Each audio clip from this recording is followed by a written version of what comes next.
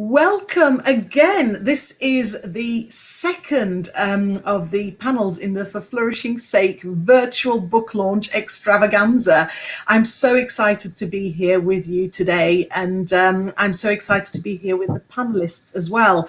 I've got an amazing lineup of educators here with me in the room today from a variety of school settings in the UK. So we have somebody from a small rural primary school, somebody from a large suburban primary school, somebody from a unique free school, and also somebody from a secondary academy. So quite a range to really bring a variety of opinions and viewpoints, and particularly examples of settings of how positive and character education work in practice. So I'll have each of the panelists introduce themselves in a moment, but I'll just tell you a little bit about who I am and what we're doing today. So I am Frederika Roberts, the author of For Flourishing's Sake, and I'm also a former teacher.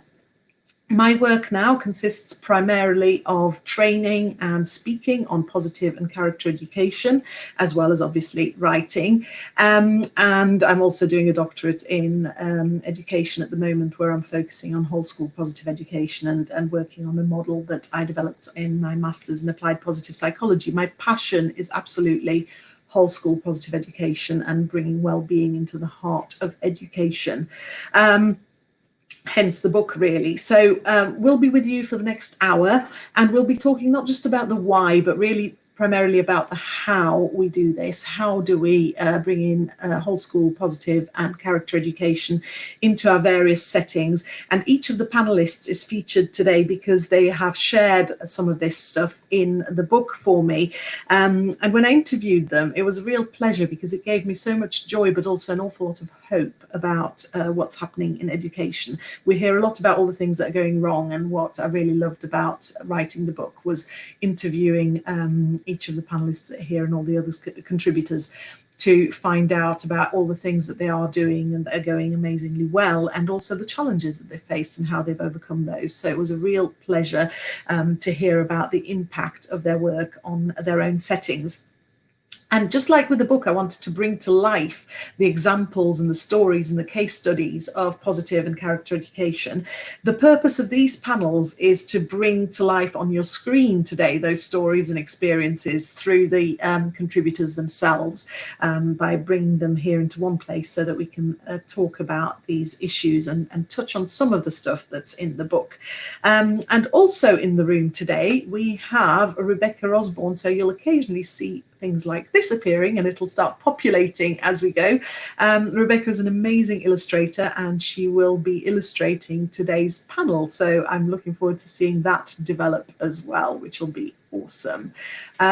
So the book would not have happened without the wonderful contributions of all the panelists who are here today, and all the ones who are not here right now but who contributed to the book. So I'd really like to start off before we get going by thanking all of you for being here, and I will introduce you properly in a moment. And of course the book would also not have happened without the amazing team at Jessica Kingsley Publishers. A book would not have come to light without them, so thank you to everybody there.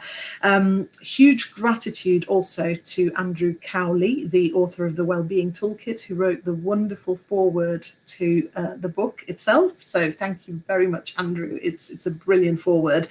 And to all the endorsers who took the time to read the book pre-publication, to actually write the endorsements that have gone onto the cover of the book and inside the book. So much gratitude. I'm filled with gratitude, really, of all the time that so many people have given to make this happen.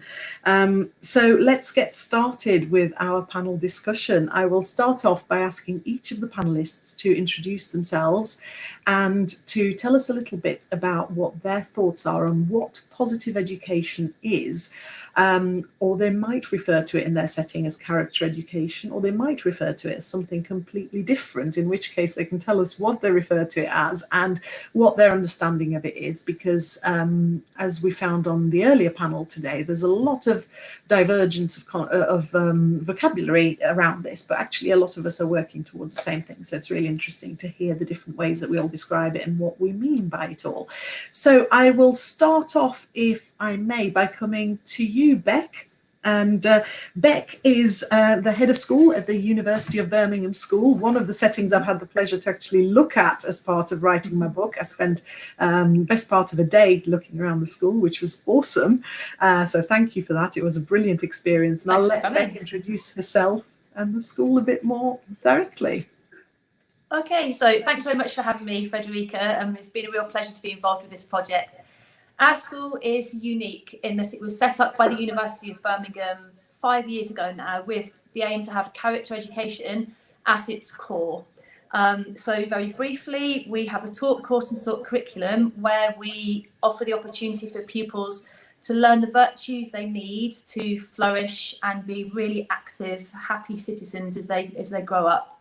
So we teach compassion, gratitude, kindness, courage, and hope that they take those all on board and make wise choices as they grow up.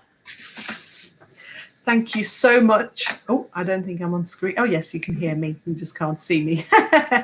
All right. Thank you so much for that. That's brilliant. And already I can see some of the similarities between what we talk about when we talk about positive psychology and positive education and character education, because some of the stuff you're talking about there, gratitude, etc., is so prominent across the sort of well-being arena.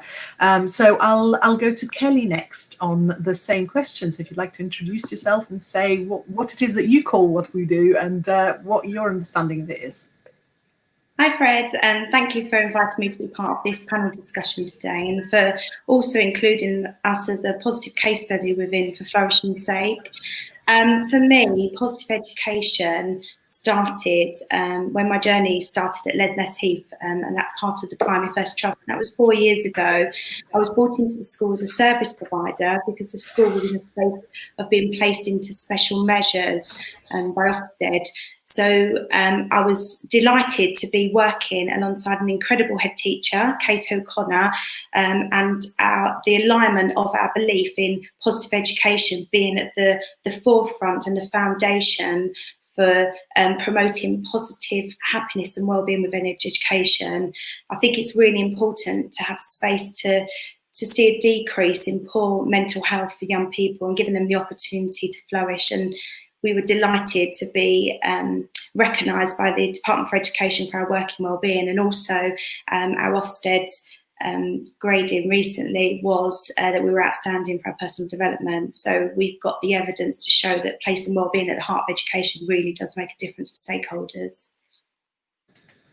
Fantastic. Thank you so much. And that's such an important point, because I'm sure we'll come back to this, but there's a lot of debate around, should we be talking about well-being? Shouldn't it all be about academics? What's the balance, etc.? And is it one to the detriment of the other? And actually what you've just shown there is that obviously one feeds the other rather than detracts from it, which is really important. And of course, Lesness Heath is also one of the schools where I've been. I didn't actually come to look around for the book. I came much later, didn't I? But I have had the pleasure of being there and working with staff there on action research into positive and character education and other related matters, which has been great fun. So fabulous school. Unfortunately, because I was working with staff, I didn't actually see it with the kids in situ at the time, but it was still, you could feel the atmosphere in the staff as well, which was brilliant. And I'll come to you, Patrick, now, if I may. Hello, again, thanks for having me here today. It's great to join you all. My name is Patrick Ottley-O'Connor. I'm currently Executive Principal within North Liverpool Academy, obviously in Liverpool.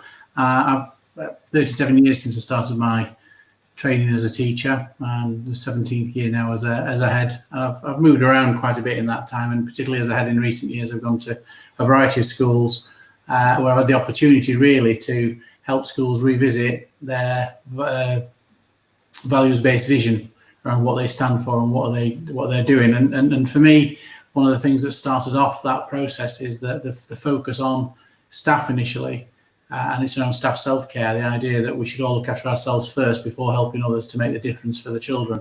And within that, then making sure the staff are flourishing, and rolling that down into all of the curriculum, the pastoral and academic curriculum, to make sure that at each aspect we're getting children ready for those next steps in life so they can flourish in life.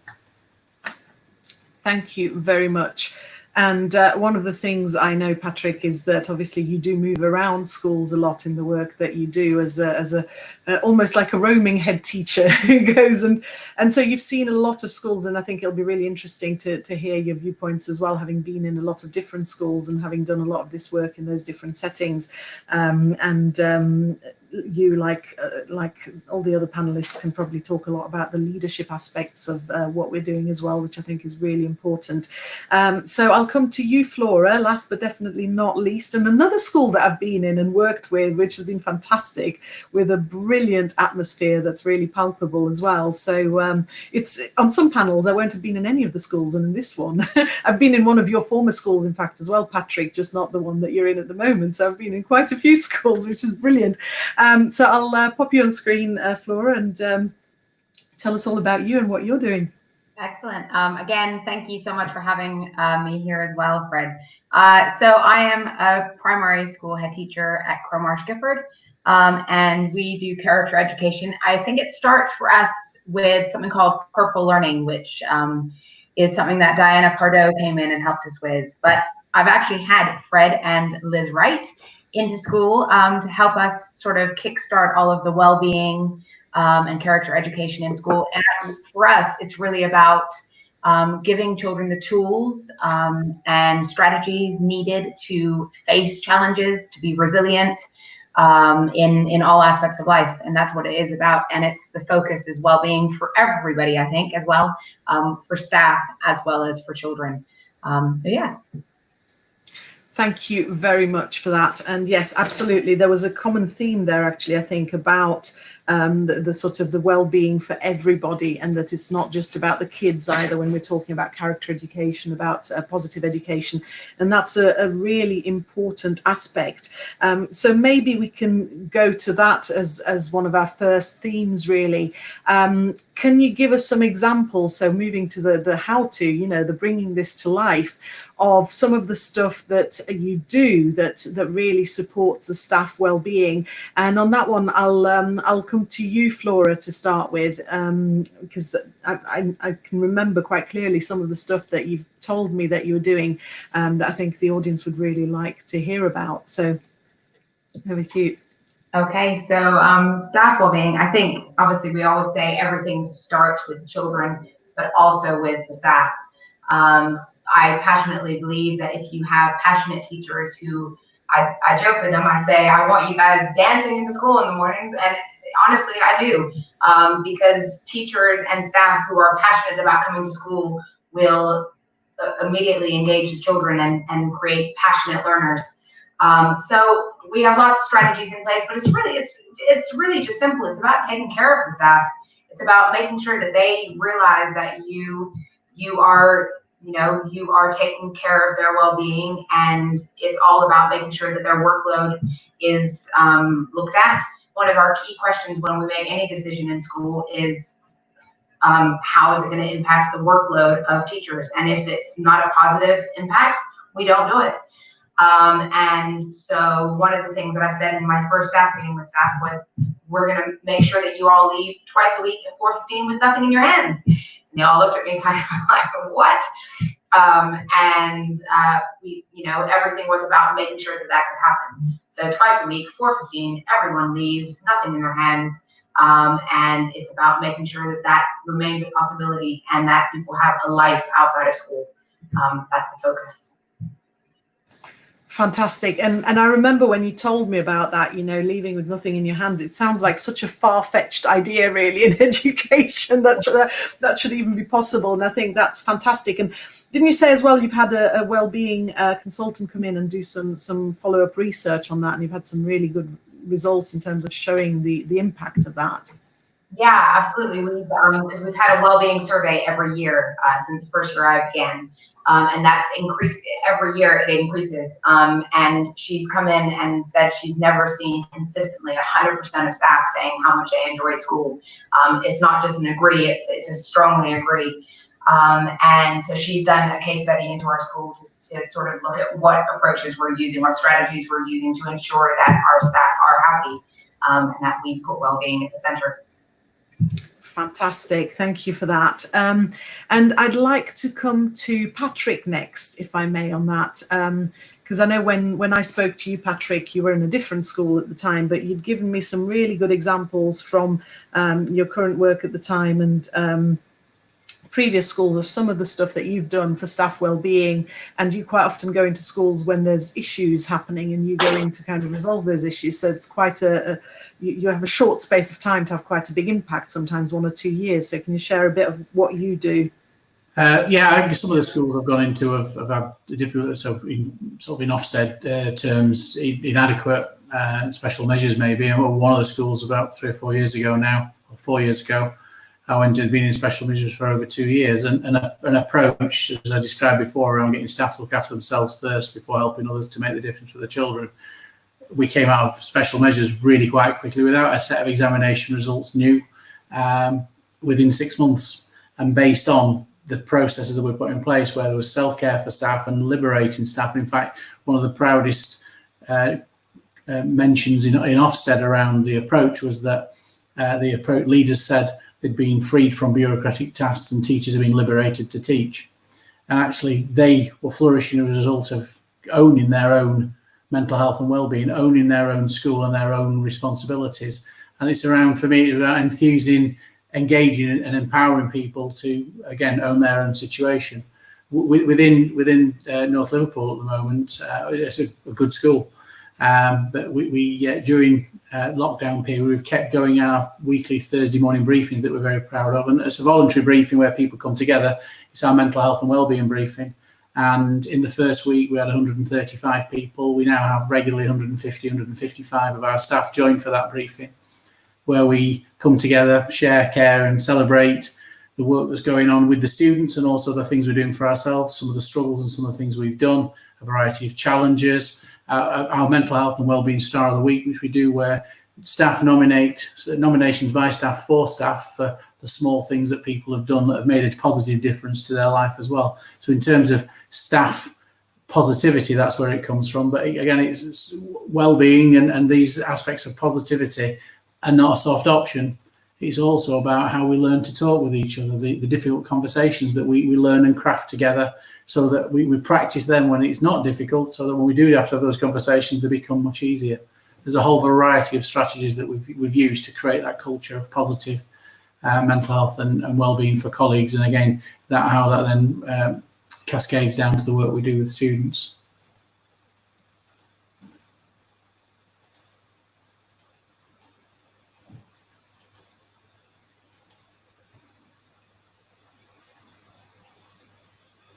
Have we frozen?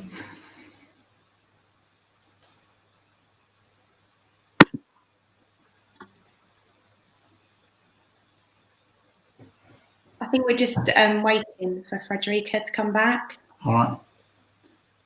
Well, Frederika's out. I'll carry on if she's not back. Can you hear me now? Yeah.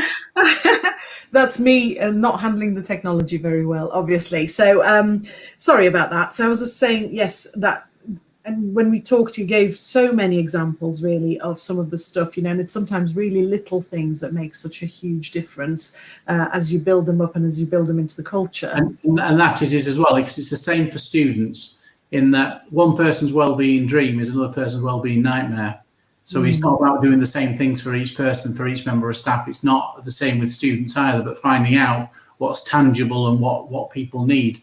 And particularly at the moment, during the pandemic, it's going to be a mass, when people start coming in with a much wider opening, it's almost like a mass national return to work. Anyone's been on maternity leave or been on long-term sick for 3 weeks or longer, that first stepping over the threshold, and then the loss that people have had. And I'm not just talking bereavement, but I'm talking the loss of friendship groups and connections and all the things that people have been different during this period of time. I think all the things that I mentioned in the book's a great resource for that as well. I think in that it's a toolkit for people to be able to use, to follow, to help us ease our way back in. Thank you very much for that, and actually that leads quite nicely. If I come to Kelly with this next point, in the context, yes, of staff well-being, but maybe also the kind of bigger picture, looking at whole school. We can't ignore that at the moment, we are in a very difficult situation.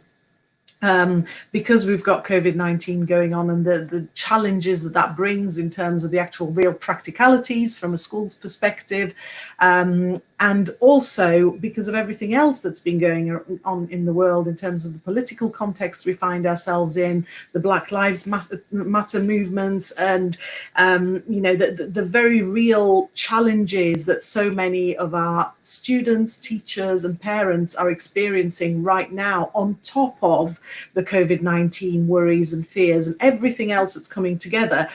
And I'm quite conscious that when I talk about positive psychology, there's sometimes this kind of notion of it being all fluffy and just all about, the niceties of being happy and all of that. But actually, how do we use character education and well-being work in school and positive education in the bigger sense to kind of support that and support the here and now and what's happening? And I know there's a lot that you've been working on, Kelly, so maybe I'll start with you on that one.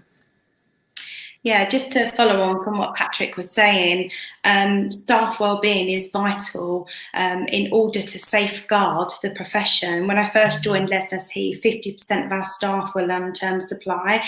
We now have a full cohort of staff, and people are coming to us, hearing about our work and our successes and wanting to work within our schools, within the Primary First Trust.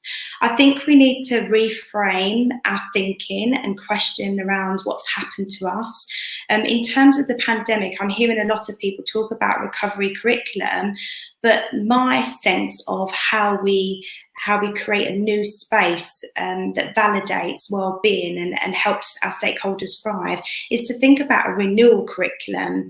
Because if we look at just what's happening in the here and now, I know it to be true. I'm in education and I'm seeing a very different picture to what is being outlaid within the media. It's a bit like it's scaremongering. And I think what we need to do is start with celebrating what are we doing that's really good? What have we been doing pre-COVID?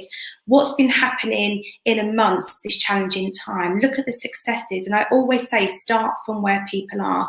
So what that would look like is creating a staff survey that was purposeful for your staff in these current times.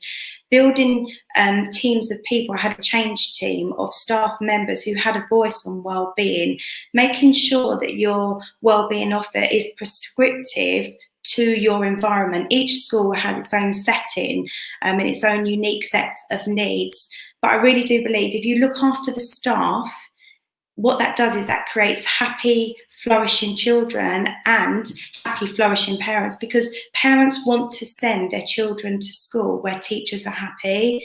And I think that's where we need to start. It's opening up conversations, releasing the stigma around mental health and wellbeing. And within For Flourishing's Sake's book, it's a brilliant toolkit to get the conversation starting and thinking about building really purposeful strategies for wellbeing, not just tick box exercises or fluffy wellbeing, real positive mental wealth support. Thank you so much for that, Kelly. I remembered to turn my mic back on this time as I answered you. That's brilliant. And that's the idea of starting where people are. And that ties in with what Patrick was saying as well. One person's idea of mental well-being, heaven, is another person's idea of mental well-being, hell. And that's, in the context of start where people are, that's really, really important. And if I come to you, Beck, on that, you've got quite... because of the nature of your school, maybe you can explain a bit about the cohort in your school, which is quite different to other schools. That gives you quite a unique setting of a mixture of people within the school, which therefore, in terms of the challenges that we're facing at the moment, both with people travelling into school, but also with the Black Lives Matter movement, etc., I think that gives you a lot of perspectives within one school that are quite interesting in the context of pupil well-being, staff well-being. So I'll hand over to you a little bit on that one. Okay, thank you. Yes, so what makes the context slightly different is that we have a very unique catchment area. When the university agreed to sponsor a school and set up our school, they wanted it to be very much a civic school, as the University of Birmingham was a civic university, and to be a school that could be accessed by everyone in Birmingham. So it doesn't have its own separate, unique catchment area around the school like many schools do. We have 5 different nodes across the city, which are based in very different parts of Birmingham, which have their own very unique communities, which often don't mix together very much. And so we've always been very conscious of having to represent a really diverse group of pupils and address the issues that means when pupils often don't share a lot of the same experiences. And rather than looking at differences, we follow a no outsiders curriculum and make sure we very much celebrate what makes us unique, but also what we all have in common.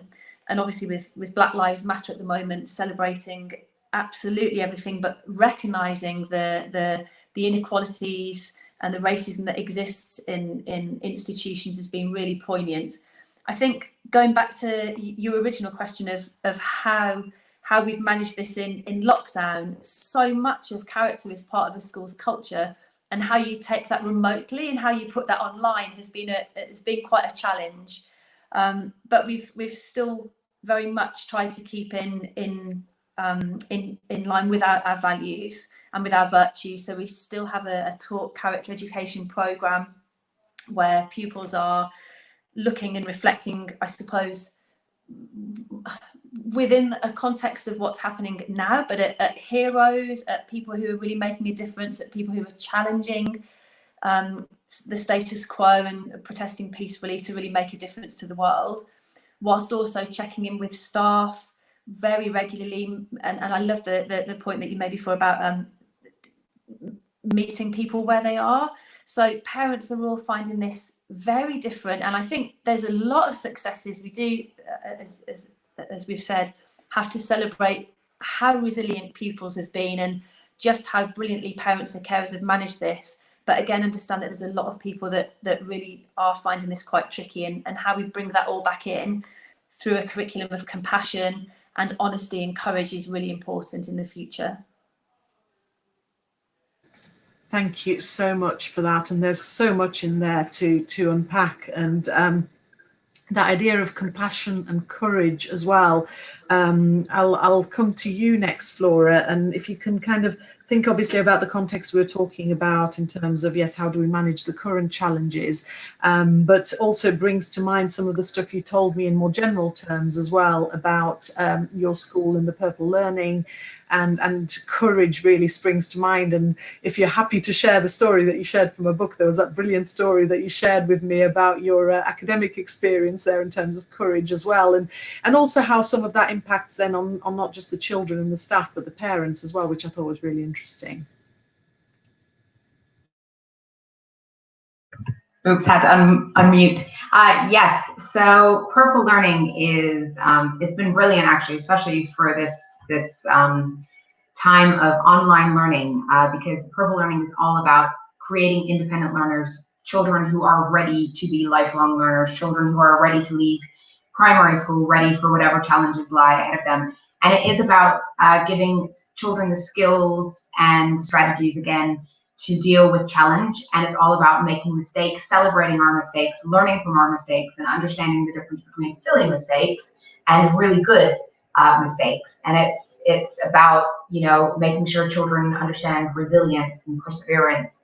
And the story that Fred's referring to is, I was starting to feel a bit like a fraud, because we celebrate our mistakes. We celebrate the fact that, you know, failure is only when we give up. And the children all can recite that in school. They say, failure is only when you give up. If you don't give up, if you keep on going, you'll eventually get your goals, reach your goals, as long as you work hard and put in the effort.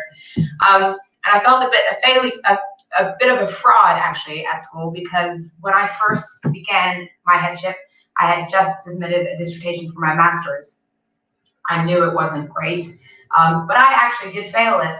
I failed my master's, my first one, and I then redid it 2 years into being head teacher, and then got a distinction. And it was all about something in our school called Learning Detectives, which is again about purple learning. So I told my staff the story because I said, I feel like a fraud. I need to let you know I failed my dissertation, but I just got my results back and I actually got a distinction that shows what a purple learner I am. It was about, you know, facing the challenge, putting in the hard work, persevering, and not giving up. And that was my story. Fantastic, and I love that story, and it really stuck in my mind. And what I loved as well is how it then started going into, you know, parents coming in and telling you about their purple learning stories as well, and how they failed and how they've challenged themselves. And that kind of leads me to the next, I suppose, follow on from that, which is, you know, this whole school approach, and what actually do we understand by whole school? Because, you know, we've talked a little bit about staff, and we've talked a little bit about the kids, and then we're just touching on the parents. And obviously in the book, I've tried to kind of bring together examples from so many aspects of positive education, and some people are doing all of them, and some people are doing bits and pieces. So what's your understanding of whole school? And I'll come to you, Beck, because your school was built from scratch with character education in mind. So I suppose it's a good starting point to come to you on that one. Yeah, so we follow the Jubilee Centre for Character Education's model of having a caught, taught and sought curriculum. So we have dedicated periods during the week, in form time and as a specific lesson, where we start off in Key Stage 3, introducing the children to a virtue vocabulary, so they're familiar with the words that they need to use when they're talking about what they probably do and know but might not call empathy or resilience. So we have a specific focus on learning the vocabulary. Then we look at examples from the real world, from history, contemporary examples from the news, where they can see virtues being used and also vices being used, so they can see the advantages and the outcomes of virtuous behaviour. And then we encourage practice and reflection so that they can see how they're developing their own character. The court part is staff modelling every day, being civil to each other, saying please and thank you, showing compassion, and showing genuine care for each other and for the pupils and the parents in our community. And then the sort aspect comes from a 3.5-hour enrichment programme that we have on a Thursday and Friday, where pupils have the opportunity to work through specific projects that will focus on certain virtues. So civic virtues, perhaps through a volunteering in the community programme, resilience through everyone doing the Duke of Edinburgh programme, and then a Friday session where the whole school can opt in to different activities that staff offer, often putting themselves out their own comfort zone, so they also learn a little bit of courage and are curious in trying out new things, where pupils can practice the things that they've learnt in practice. Thank you so much for that. And I did actually go and witness some of those activities happening on a Friday afternoon when I came into school, which was brilliant. I got sent home with some amazing bakery, actually, that some of the kids and staff had made. But I witnessed fantastic music happening. And one of the things as well that you were telling me about is that there were sessions where the staff read to the kids as well. So not something that you would expect in secondary school, but that I thought was quite interesting as well. So where does that fit into the you know, the court, sought and taught elements of it?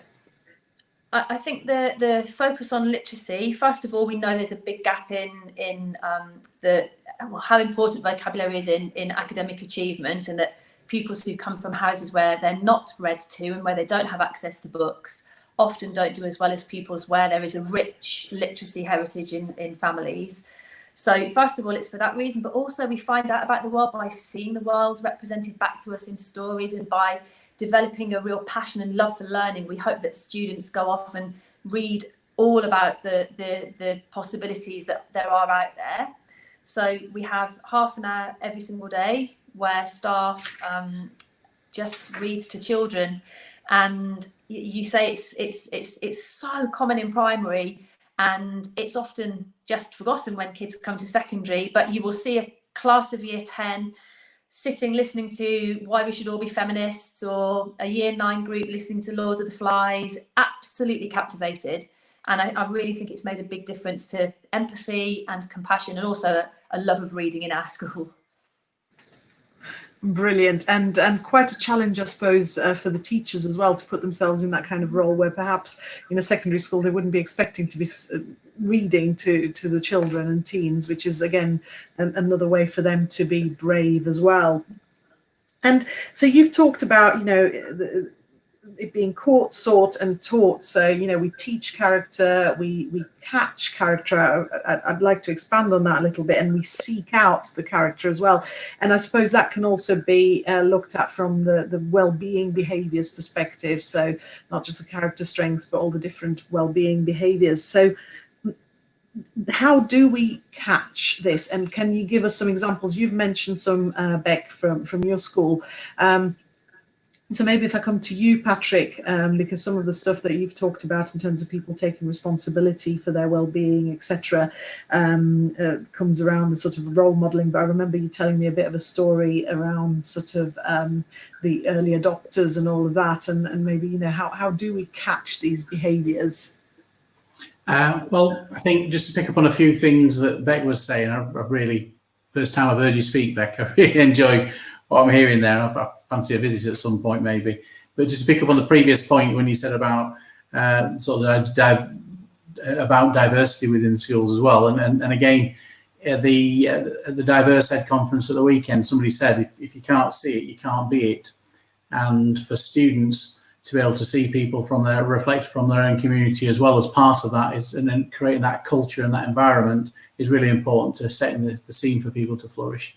But bringing that back on then to creating a culture of the first adopters you've just talked about there. When I started in North Liverpool, we revisited our values-based vision and boiled that down to a variety of things, because we were very Ofsted focused and very focused on what we were doing rather than why we were doing it, and then looking at how we're going to do it. So we had a big change and tipped some things on its head, and I'll give you one example there around our science curriculum, where we use that with students to engage. And with the staff, we talked about four things: for the students to aspire, have quality experiences, part of the community, and achieve, and likewise for the staff. So with our Year 7, Year 9 curriculum, the experience they wanted to give during that time was they wanted to have a firework display on November the 5th. In the area where there's quite a lot of antisocial behaviour around that time, they wanted to show, and there'd never been one in the area. So there were all sorts of focus in the lessons around around the history, the culture of fireworks, where it happens elsewhere, the science of fireworks and explosions and forces, and a whole variety of things, with lots of work where the older students work with the younger students. We had experts coming in, we had universities speaking about those things as well, where our most able, and actually just unpicking completely to ignite those fires. And where children were keen to engage and had a passion, we hooked into their passion for their passion projects and helped those grow. And then as that started to grow, made sure that it was always cascaded to somebody else to grow. And that's why the early adopters, the ones who come in and jump in first, how can they then spread and encourage and get that going with others? We did that in the first year, and over 600 people came to see this firework display, which is the biggest thing we've done in the community for a long time.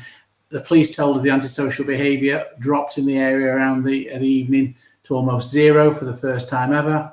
And we had grandparents, parents, families, everybody there. It was a wonderful event. Did the same again last year, and just over 1,000 people turned up. It's now part of what we do. And all those things then captured within a schoolhouse system around the voluntary work and community work and other activities and groups that we brought in to be part of it, around the food that we supply on the evening to give out into the community. Just cascades and grows. So finding out a passion and then hooking people in, and whatever turns those people on, help grow that. Consequently, achievement's gone up in science. Fantastic. Thank you for that, Patrick. And again, so much to unpack. And you're saying there, as an aside, how much you enjoyed listening to Beck. And I love listening. I could listen to all of you all day, because this is what was such a joyous thing to do while writing the book. And it looks like people watching are enjoying as well. We've had some likes and loves from coming in from Facebook, and there's loads of tweets happening. So I just wanted to remind people watching that if you want to tweet about what's happening, use the the Flourishing Ed hashtag. But also, if you're watching and you want to let us know what you think about what you're hearing, or you want us to kind of go a bit, delve a bit deeper into anything, then do send us some messages. You can type messages into YouTube or into Facebook if you're watching live, and we can pick those up and comment on those while we are still live with you. So take the opportunity to pick the brains of these amazing educators that are in the room today, and of course anything that we don't cover today, it would be remiss of me not to kind of mention again. I mean, you've been doing a fantastic job as panelists on mentioning the book, but you can get the book. It's out in Kindle format. I meant to mention at the start, the vagaries of COVID-19 have presented us all with challenges, and from a publishing perspective, it's meant that we actually have 2 publishing dates. So it's out on Kindle today, and then it's out on paperback on the 21st of August. So lots of opportunities for us to celebrate and to bring the brilliant contributors together like this in the panels. But what it means is, of course, you can get your hands on the book straight away as a Kindle book right now, and then you can get the paperback in August, which actually I feel really almost guilty, because there's kind of like this limited number of copies. So we've all got a copy, and the endorsers have a copy, and that's it. There are no other copies of the book anywhere in the world, so until the 21st of August, but you can get the Kindle. So do, because then you can go a lot deeper into all the stuff that we're touching on today. So trying to unpack some of that. One of the things, obviously, when we're talking about early adopters, is how do we bring people on board who perhaps don't quite understand what we're trying to do, and that could be from a parent's perspective, when you're making changes, sometimes I suppose even the pupils. I mean, I know I've been in schools where I've done some of this work as an external provider, and one school I went into where I was working with 6th formers, so for our international audience, 16 to 18-year-olds, and doing some great work on all these things we've talked about, gratitude and resilience, and all these well-being behaviours and the character strengths and all this stuff that really underpins academic achievement as much as anything else, and the research supports that. And the 6th formers were loving it, and I'd been in that school for 2 or 3 years working with the same year group, but obviously as a new cohort of students were moving into that year group. And then they stopped bringing me in because the parents had complained that all they wanted their 6th form children to learn about was careers prospects and all of that stuff, and they didn't want all this well-being stuff. And so the objections can come from lots of fields, and I suppose the other side of that is, school inspections, making that fit in, and getting Ofsted in this country to see how what we do actually works, but also looking at the wider policy module. So whichever aspect of that you want to kind of unpick. I'll come to you, Flora, because when you went to your school new, as a head teacher, you were making a lot of these changes, and I think you did hit quite a few of the barriers. So it'd be interesting to hear about that perspective. Okay. Yes. So when I started, obviously I brought Diana Pardo in, who helped with the Purple Learning, and then obviously got you and Liz in as well. But I think a lot of the barriers did come from parents, staff, pretty much most stakeholders in the school, just because it was new, it was different, and they thought it was this, I don't know what they thought it was, but they didn't see how it was going to help, and what purpose it was going to serve their children. So I think a lot of it is, first of all, obviously modeling it yourself as leaders in school, but then also making sure that everybody understands why and the purpose of what you're doing, to bring everybody along. One of the biggest things was about well-being of staff, actually, and it's funny that I had quite a number of people question me, including staff, about, why are you so hung up on this leaving twice a week at 4:15 with nothing in your hands? And a lot of governors and parents were questioning, because that was literally my first inset I ever did with the staff. And that was one of the first questions I got from governors and some parents asking, we hear that you're letting teachers leave early. What are you doing? And it seemed like this mad, crazy idea. But I think what they thought was that teachers were efficient because they were working long hours. And these teachers were there often 6, 7, 8 o'clock at night. And so I think it was just changing perceptions and making everyone realize why we were doing what we were doing. But the biggest thing for us with Purple Learning was the fact that actually it came from the children, it went home, and there was a buzz about Purple Learning, and there still is, and children will talk your ear off about Purple Learning and why it's important and how it helps them. And I think that's the biggest thing, is starting it as a leader yourself, bringing it into staff, making sure it becomes a part of the fabric, a part of the culture, everything that you do, and it permeates everything. And putting well-being at the center of everything. People will question it, people doubt and question everything, anything new. It's change, and it's just about making sure that people understand the purpose and see the benefit of it. And when people realize that it is the whole purpose of it is to help everybody, to make everyone's lives actually better, I think they realize the importance as well. Thank you so much for that. And I'd like to bring Kelly in on this same question, because again, I know that with Lesners Heath, it was obviously you and Kate making a lot of changes, Kate, the head teacher there, and again, the challenges that brought. So if you'd like to talk us through some of that and how you've overcome some of those challenges to bring people on board. Yeah, just to follow on from what Flora was saying, I think it's really important to have a clear vision so that your stakeholders, and when I talk about stakeholders and when we think about whole school wellbeing, it's every single, not just within your school community, but also outside of your school community. So we're a very outward facing school and trust. So it started off with Kate and I creating a vision and selling that vision to the school governors. It's really important to have them on board. They are the driving force for change in education, and we need to be respectful around bringing them into part of that organisational change.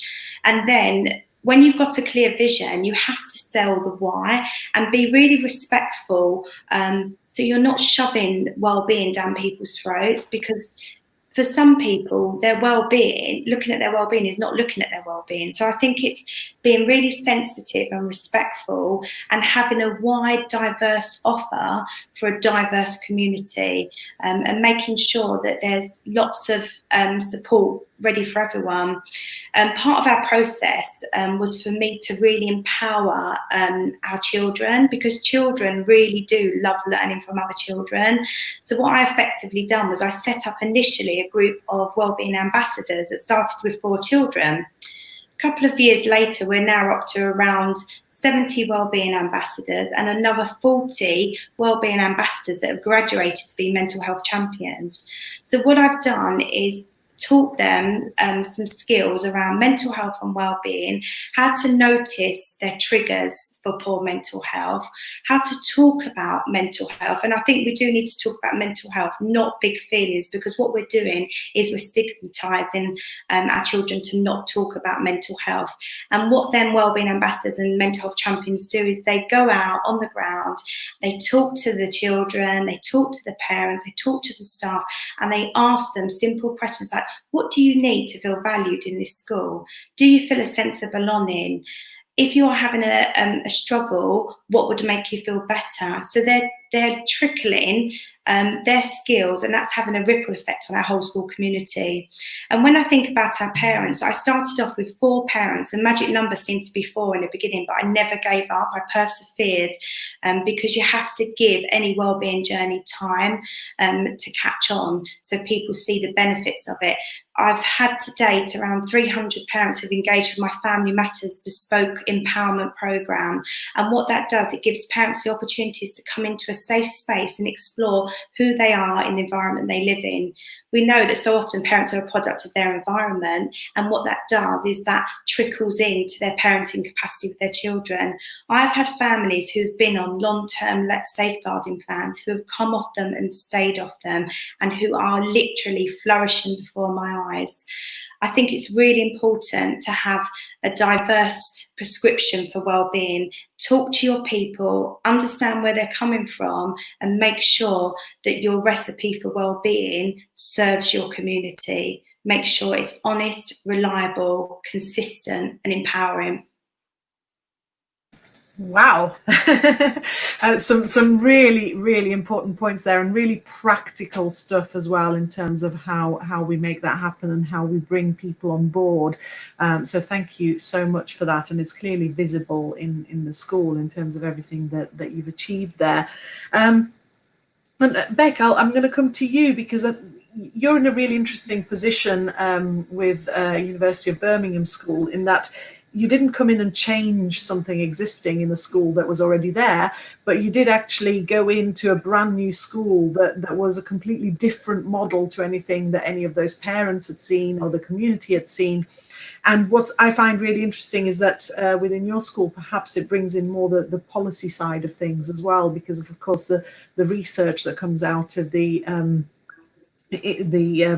Jubilee Centre for Character and Virtues that feeds into everything that you do at the school, and how that perhaps influences the bigger picture on a policy level as well. So if you can kind of talk about how it was received from a local communities and stakeholder level, but also the work that's going on to inform the bigger picture, that would be brilliant.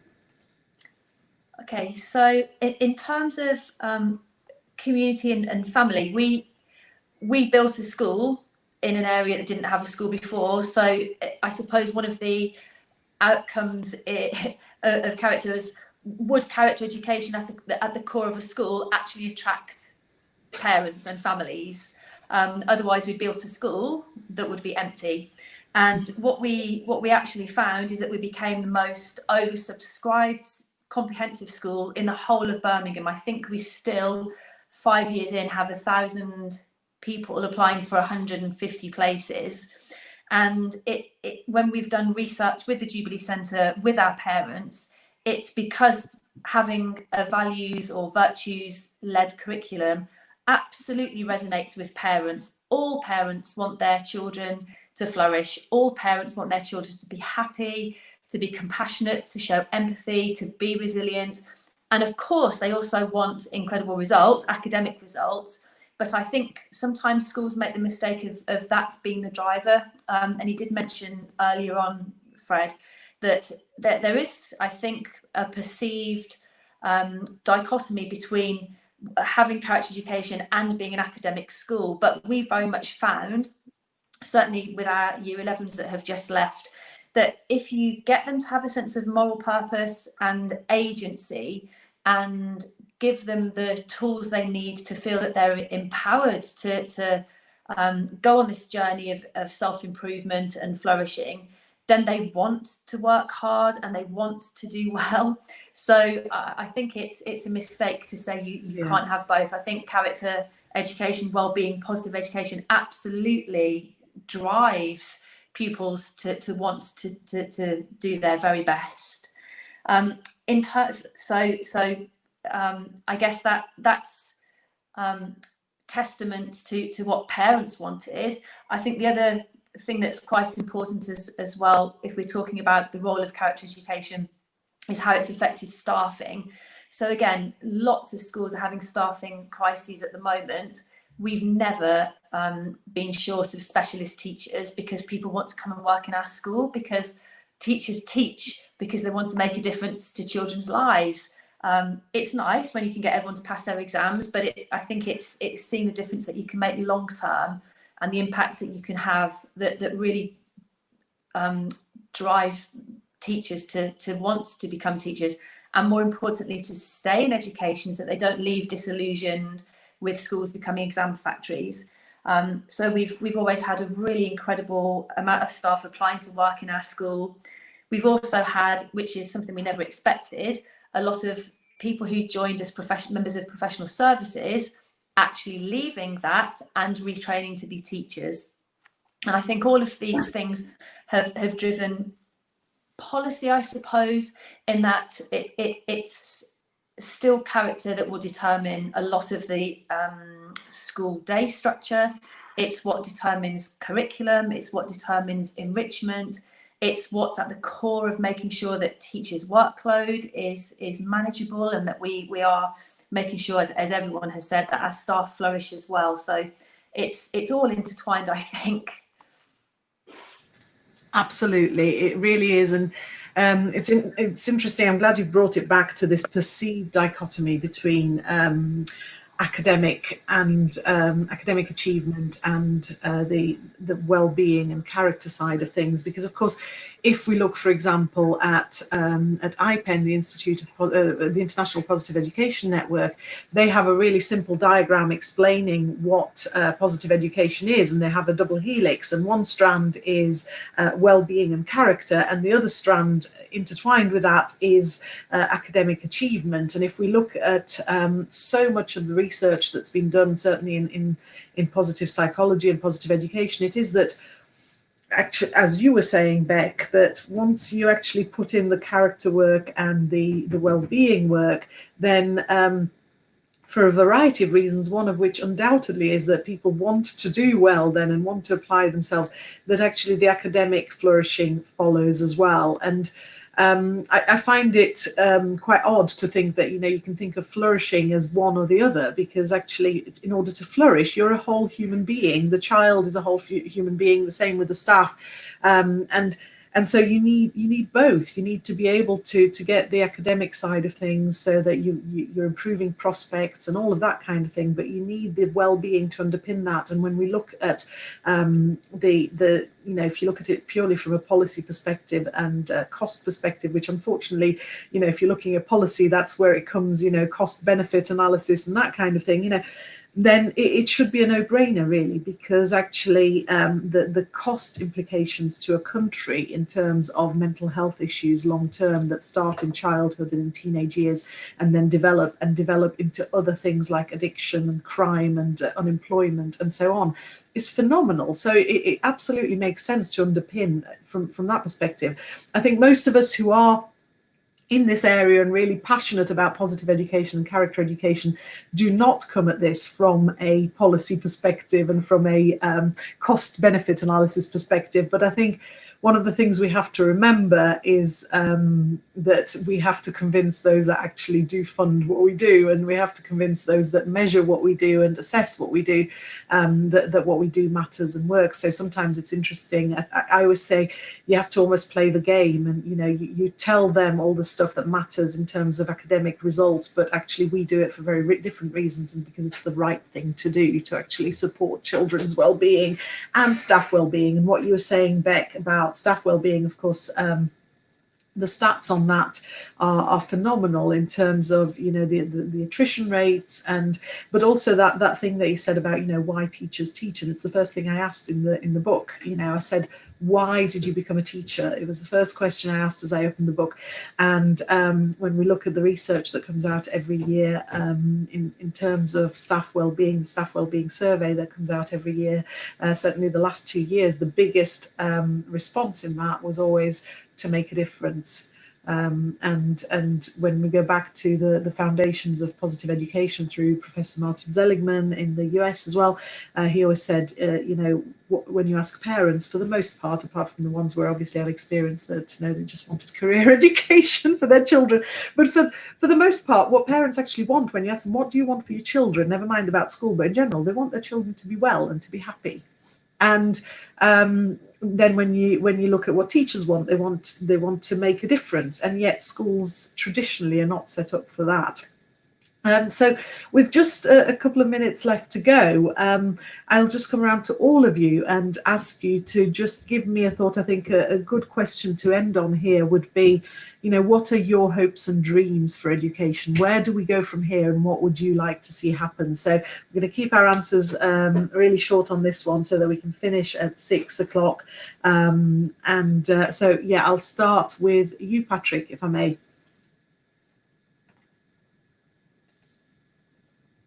Oh, hang on, we can't hear you. Yeah. Yeah, I'm very optimistic about the future. I always am. I think I've got to be. I think we've got a profession full of wonderful teachers wanting to do wonderful things and continue to do so. My hope is that we learn from the lessons we've learned from the pandemic and what's mattered. And I mean, lots of people talking about how to get the recovery curriculum right. We've got to put recovery in place, or a curriculum in place that supports the mental health and well-being of staff and students.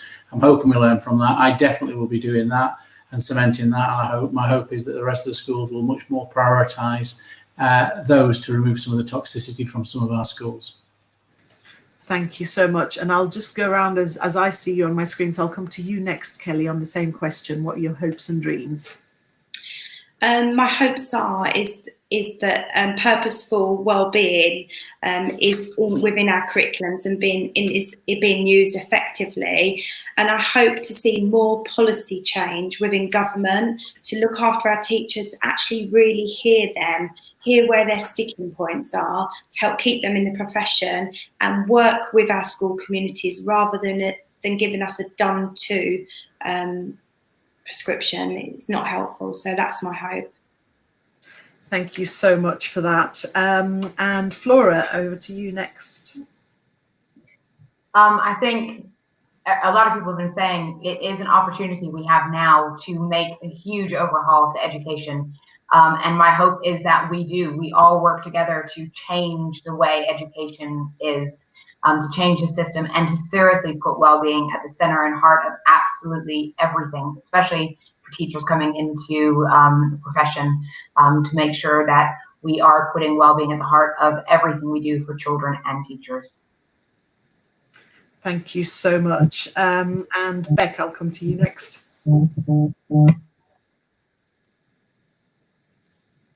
Oh, hang on, we can't hear you. I'll unmute you. I'm also incredibly optimistic, like Patrick. I think our children are just phenomenal, and they just need a little bit of guidance and a little bit of our trust. And I think they will change the world. And I think they've lived through a time where they've seen how important kindness is and gratitude is. And I'm really hopeful for what we can do together.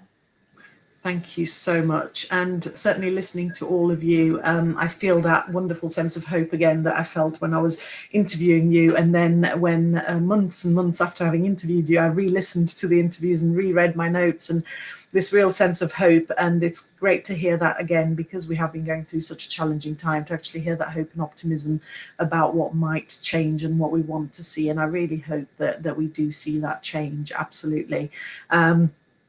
So this is it. We've been going for an hour, and I'm sure we could talk about this for absolutely hours, but it's been an amazing hour, and I can't believe I'm about to say this, but I'm about to do it all again in an hour's time with a different panel at 7 o'clock. It's feeling like quite an emotional roller coaster, actually, because of some of the amazing stuff that we're talking about and the change that we want to see in education.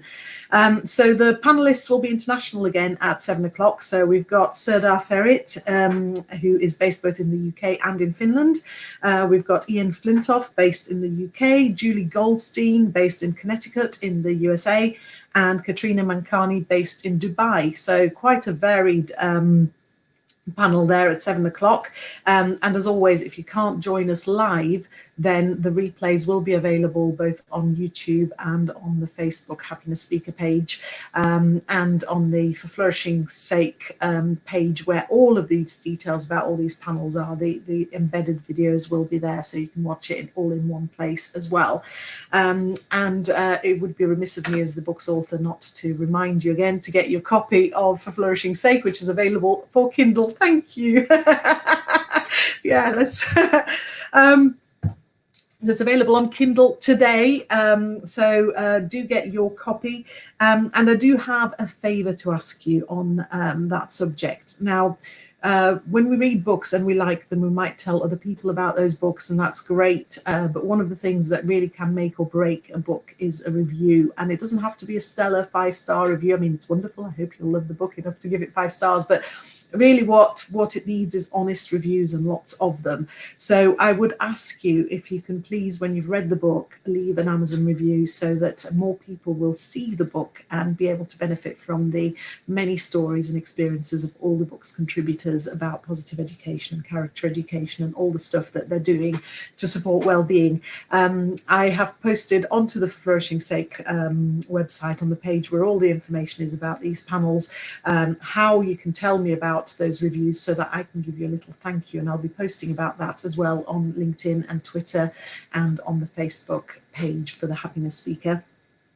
Because if you tell me that you've done it and send me a link, I'll then be able to send you a little thank you, 5 wellbeing activities that you can use for yourself, even in lockdown and even with social distancing, as well as my worksheet, 7 wellbeing activities for 7 days, which is aimed at Key Stage 2 kids. So that's children aged between 8 and 11. And in addition to that, next month I will do a random draw out of everybody who's done that, and one person will win a 30-minute virtual workshop on well-being for their school. If you're not based in a school, then you can nominate a school to get that, and because it's virtual, it can be anywhere in the world, which is exciting. So this is changing our world as well, being able to reach so many more people in different ways. So all that's left is to thank you for watching, and to thank you in advance for those reviews, and to thank you for buying the book, but also to give another huge thank you to the panelists today. So Patrick, Kelly, Flora and Beck, thank you so much for your time today, but also for all your time in actually getting the book out there and sharing all your wonderful stories with me. And a huge thank you to the wonderful Rebecca Osborne, who's been drawing this brilliant what's the virtual drawing? I don't know. I haven't got words anymore, but this brilliant illustration, that's the word I'm looking for, of everything we've talked about today. So thank you so much, Rebecca, and Rebecca will be back at 7 o'clock as well for the next panel. So thank you very much, everybody, and we'll see you again soon. Bye, take care. Bye.